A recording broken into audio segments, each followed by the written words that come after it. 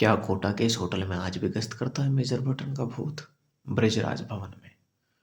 तो दोस्तों, आपको बताना है, यदि आप इस जगह के बारे में जानते हैं तो कमेंट सेक्शन में आपको बताना है क्या ये जगह वाकई में एक भूतिया है या फिर बस कहानियों में ही भूतिया बना के रख दी गई है। हम इस कहानी को शुरू करें उससे पहले वीडियो को लाइक कर लेना, चैनल को सब्सक्राइब कर देना और अपना कमेंट जरूर कर देना। तो शुरू करते हैं। कोटा का ब्रिज, राजभवन, सुनने में एक शाही इमारत का नाम लगता है ना। दिन की रोशनी में ये बिल्कुल वैसा ही है, शानदार और खूबसूरत।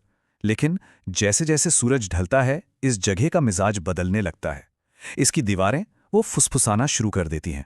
एक ऐसी कहानी जो 150 साल से भी ज्यादा पुरानी है, पर आज तक पूरी नहीं हुई।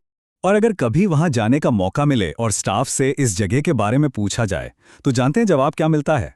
वो बस एक अजीब सी नज़र से देखते हैं और कहते हैं, यहाँ रातें लंबी होती हैं। बस इतना सा जुमला। लेकिन इसके पीछे जो खामोशी है ना, वो बहुत कुछ कहती है।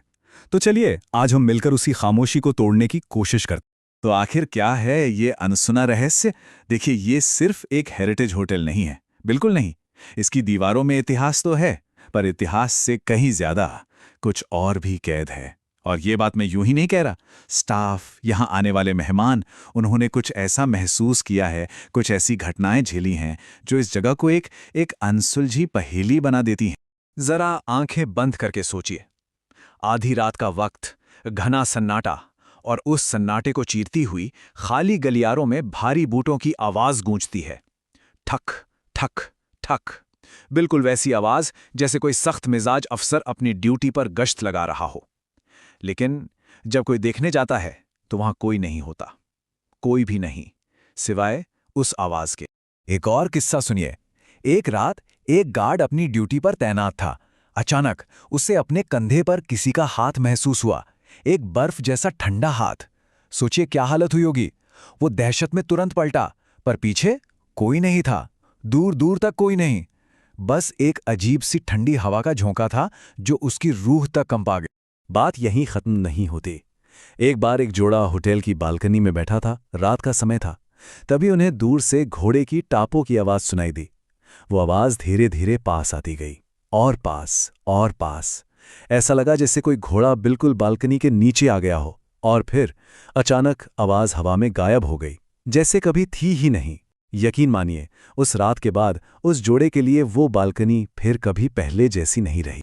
तो ये बूटों की आवाज, वो ठंडा हाथ, घोड़े की टांपें, इन सब अनकही अनसुनी कहानियों का एक सेंटर पॉइंट है, एक कमरा। और वो कमरा है रूम नंबर 203। कहते हैं इस कमरे की हवा में ही कुछ कुछ अलग सा है, कुछ भारीपन है। जो भी इस कमरे में रुका है, उनका अनुभव कुछ एक जैसा ही रहा है। सबसे पहली बात, उन्हें हर पल ऐसा लगता है जैसे कोई उन्हें देख रहा है। एक अजीब सी बेचैनी।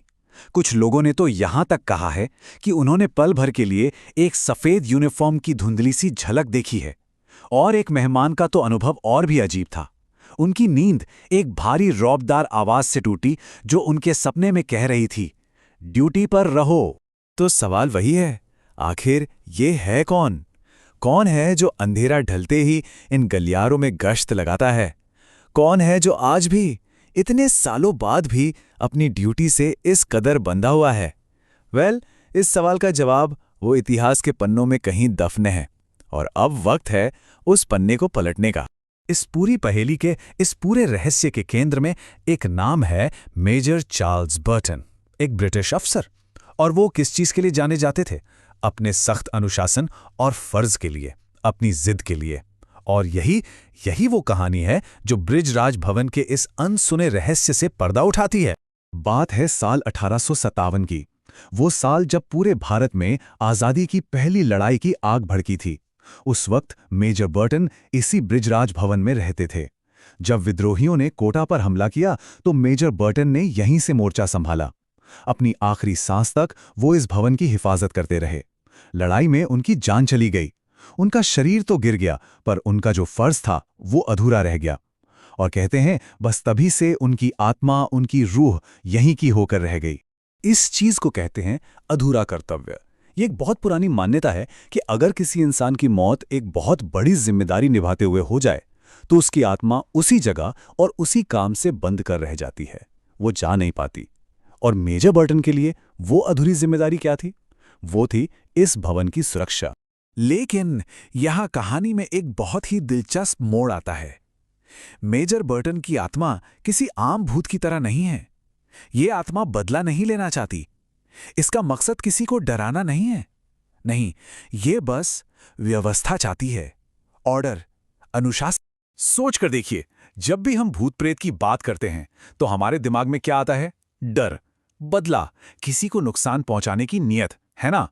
पर मेजर बर्टन का मामला इससे बिल्कुल उल्टा है। वो डरावने नहीं बल्कि डिसिप्लिन्ड हैं। वो नुकसान नहीं पहुंचाते बल्कि एक तरह से प्रोटेक्ट करते हैं। ऐसा लगता है जैसे वो बस आज भी अपना काम कर रहे हैं। और इस बात के सबूत भी हैं। होटल का स्टाफ उन्हें भूत नहीं बल्कि एक अनुशासित सीनियर की तरह देखता है। किस्से हैं कि अगर कोई गार्ड अपनी ड्यूटी पर सोता हुआ मिल जाए तो उसे एक हल्का सा थप्पड़ पड़ता है और वो जाग जाता है। अरे यहां तक कि लोगों ने यह भी नोटिस किया है कि कभी-कभी टिमटिमाती हुई लाइटें अपने आप ठीक हो जाती हैं। तो क्या ये एक मददगार भूत है? ऐसा लगता है मानो मेजर बर्टन आज भी इस भवन की देखरेख का अपना फर्ज पूरी ईमानदारी से निभा रहे हैं। तो हम वापस उसी सवाल पर आ जाते हैं। आखिर ये सब है क्या? क्या ये वाकई इतिहास की एक गूंज है जो इतने सालों बाद भी हमें सुनाई दे रही है, या फिर ये सब सिर्फ कुछ हैरान कर देने वाले इत्तेफाक हैं? ये वो पॉइंट है जहां गुजरा हुआ कल आज से आकर मिलता है। तो एक बात तो साफ है, ब्रिज राज भवन की कहानी असल में डर की कहानी है ही नहीं। ये कहानी है कर्तव्य की, ड्यूटी की। ये इतिहास की वो आवाज है जो वक्त के थपेड़ों में भी खामोश नहीं हुई। ये कहानी है एक ऐसे अफसर की जिसके लिए उसका फर्ज उसकी अपनी जिंदगी से भी कहीं ज्यादा बड़ा था। तो आखिर में सवाल बस इतना ही है, क्या ये सब सिर्फ एक इत्तेफाक है या फिर इतिहास की एक जीती जागी सांस लेती हुई याद? इसका जवाब शायद इतिहास और हमारे अपने विश्वास के बीच कहीं छिपा है। पर यह कहानी एक बात सोचने पर जरूर मजबूर करती है कि शायद कुछ जिम्मेदारियां, कुछ फर्ज मौत के बाद भी खत्म नहीं होते।